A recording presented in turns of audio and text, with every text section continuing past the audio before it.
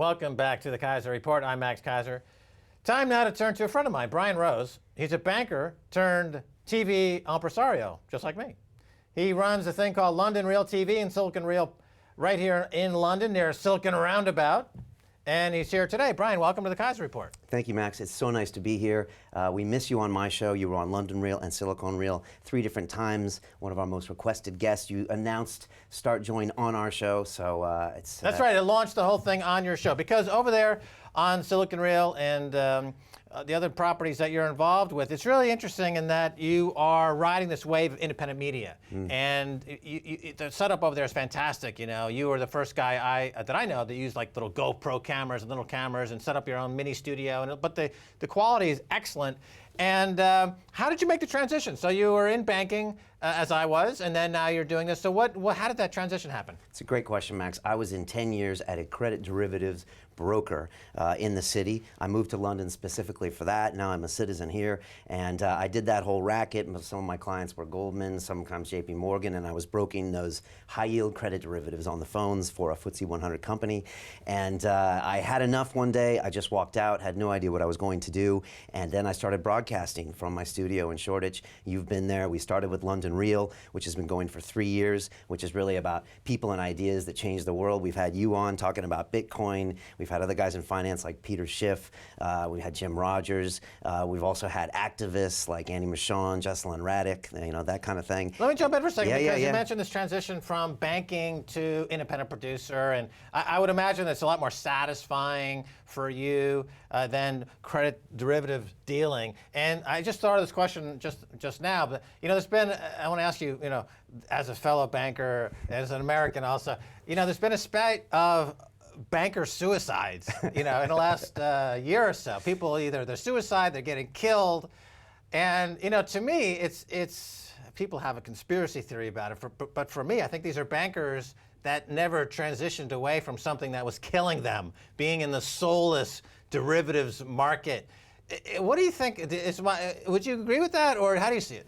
I would totally agree with that. So I'm giving a TED Talk in January, and part of me is talking about the fact that I just wasn't happy. It is a soulless existence. There's no community. You're not creating anything. And that's the thing that I think a lot of guys run into, especially when they're told their whole lives that once you become a banker, once you make all this money, you're going to be happy. And ultimately, you're just not. And so that's why I think I went running away from it, because there's no innovation, there's no creativity. That's why being in the tech space is a lot of fun for me. It's the innovator's dilemma for a lot of these banks. You know, they have these markets locked down and they don't want anybody to touch them, as you know. Yeah, I talked to Nomi Prinz, author and former Goldman Sachs partner, and she had said the same thing, that she could have been one of these suicide bankers had she not left the industry. Well, we're glad you made the transition. Glad you're here with us. Glad I didn't kill myself. You didn't jump off a building. Now I want to talk about Silicon Roundabout, or Tech City as it's called, because you and I have had these conversations before. The culture in the UK and in Europe as a whole, it's not like Silicon Valley. It's not in America, let me put it this way. In America, it's a badge of honor to fail. In Europe and in the UK, if you fail, you're immediately a failure for life and nobody will touch you. You have the stink of failure about you. And of course, that doesn't work with an entrepreneurial startup culture. You need to fail a few times before you get it right. Is this changing, or is this still the situation? You talk about the mindset of the startup industry here in the UK. Sure, no problem. Well, Silicon Reel is my tech show. You know, it's about technology disrupting London. So we shoot that out of the same studio every week, and we talk to the founders and CEOs that are building these companies and technology that are ruining all the industries that you and I know and love, including your favorite banking, you know, politics, retail, manufacturing, transport. You know, we had Uber on a couple weeks ago, just raised $2 billion, $40 billion valuation. But like you said, everyone looks to Silicon Valley. What can we learn from the Yanks? Because when the Yanks pitch a deal, my company's a $10 billion company. When the Brits pitch a deal, they're thinking maybe it'll be 100 million. So they kind of lack that scale of as far as how big they can scale up. Part of that is because we live in the UK and there's 70 million people, and Europe has different languages. But that's a great point. In other words, when you think of scaling up in the UK, if you get every single person in the UK in your business, that's 70 million people, which is on a global basis not much. Right. But the mindset is, I'm going to get everyone in this country to do this. Well, maybe if you do, that's still peanuts. Right. In the U.S., it's always about getting 330 million in the U.S. and getting 5 billion globally. So it's just a mindset here in the U.K. is still small-minded. It's true, but what we are finding is fintech, financial technology. London right now is the best in the world, and it's because the banks behind us that we can see here are right next to where I am in the Silicon Roundabout, where tech is. And so you're seeing these big fintech plays. One of them is called TransferWise, where you can now move currencies from person to person. You don't have to go through the bank and get scalped. And there's other companies like Nutmeg and DoDeal. And these companies, funny enough, Max, they're not trying to go to the U.S. because there's lots of funny securities laws in the U.S. You know, equity crowdfunding you still can't do in the U.S. Every state has different laws. So they kind of want to own the U.K. U.K., I think, is still one of the most connected populations in the world. E-commerce is a higher percentage of UK citizens than the U.S. So some of these companies are trying to own this market and then move to the U.S. But yes, in the long run, you're going to have to conquer the U.S. market. But there is a change in terms of you see it from your perch I definitely over do. there in Silicon Reel. The big part is funding. You know, we never had that Series A funding, which is kind of that $1 million to $2 million to really get people off the ground. We saw the later funding. We had IPOs this year, Just Eat, and a few other billion-dollar exits, and that makes people happy. It puts money in the VC's pockets, so now they can go out there and spend it. So, yeah, Max, I'm seeing a big change. We've seen 20, 25 million, $50 million fundings in this year alone that we've never seen a few years ago. So it feels frothy. It doesn't feel bubbly. I know you saw the first bubble in tech. I was involved in it in New York City. This feels frothy, but it doesn't feel like a bubble. There's real revenues here. Right, there are real revenues, and people like to see that type of thing. Of the guests that you've covered, and you've had some remarkable guests on the show, and including the fella who hosts the new version of Cosmos. Yes, Neil deGrasse Tyson. Neil deGrasse Tyson. Yes. And that's an interesting guest to have. You know, what was he? Tell us about that a little bit, because I think he's one of your most popular guests. I think you have maybe 200,000 views or so. Yeah, 200,000 views, just a few more than you, but you know, it's still early days.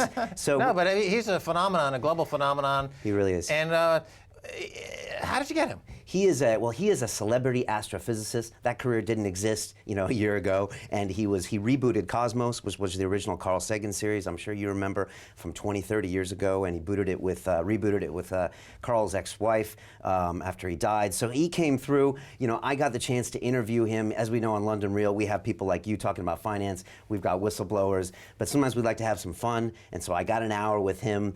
He walked into the room and he didn't know who I was. And Neil can be a little feisty, and if you see in the beginning, he's really pushing me, and he's like, "Really, Brian, really?" And at the end of the show, he grabbed me in a wrestling hold and put me in a headlock. But I wanted to get his thoughts as far as what his life was like, how he came from a kid in the Bronx and then brought up into where he became kind of a defender of the nerds in high school. He was a wrestler, and then to become one of these most outspoken scientists. Okay, he transcends it. You know? But the idea here, though, is here's a guy who I would have normally seen on 60 Minutes on CBS, right? Because he's a phenomenally successful guy right now, but here he is on your show, which you're just essentially you've transformed your flat in East London into a studio. Right. But the quality is the same, the questions are the same, and it was a phenomenal interview, and everyone, obviously, the numbers are there.